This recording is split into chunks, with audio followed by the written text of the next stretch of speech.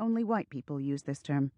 To blacks, black is black enough, and in most cases too black, since the majority of black people are not nearly so black as your black pocketbook. If a black person says, "John is very black," he is referring to John's politics, not his skin color. A word about weather. There is no weather, per se, in this book. Passing reference is made to weather in a few instances. Assume whatever season you like throughout. Summer makes the most sense in a book of this length. That way, pages do not have to be used up describing people taking off and putting on overcoats. The life story of James and Louise up to the marriage of Helen and Samuel. In 1919, when they were both 5 years old, little James and little Louise moved to Philadelphia with their parents, the Clarks and the Butlers, who were close friends, from a tiny hamlet outside a small village in Prince Edward County, Virginia. When they were 18, James and Louise married and had their first and only child, Helen, in the same year. During World War II, James worked as a welder at Sun Shipyard in Chester, Pennsylvania. Every morning for 3 years, he would stop at Zipstein's noshery to buy a pickle to take to work in his lunchbox. He would ask for a sour. Zipstein always gave him a half-sour. From that time on, James hated Jews.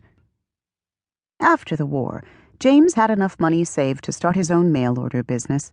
He purposefully cultivated a strictly Jewish clientele whom he overcharged outrageously.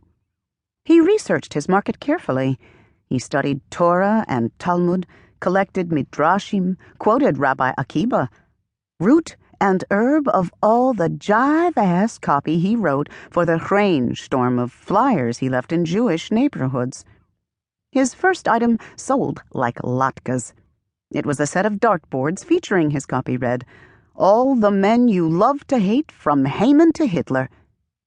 No middle-class Philadelphia Jew could show his face in his basement rec room if those dartboards weren't hanging there.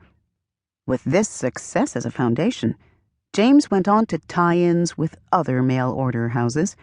He was able to offer his customers cheese blintzes for Shavuos, handkerchiefs for Tisha B'Av, you'll cry a lot, dreidels for Hanukkah, Gregers and Hamantaschen for Purim, wine goblets for Passover, honey for Rosh Hashanah, branches for Sukkot, have the prettiest booth on your block, and a recording of the Kol Nidra for Yom Kippur, as sung by Tony Martin. Next to each item in his catalog was a historico-religious paragraph for those who did not know the significance of the feasts and holidays.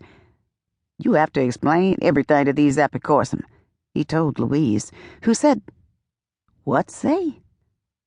Over the years, his steadiest seller was the Jewish history coloring book series, including the ever-popular Queen Esther, Ruth, and Naomi, Judah, and the Maccabees at 50 cents for a miniature plastic hammer, the Sanhedrin, the First Supreme Court, and other all-time chosen people favorites.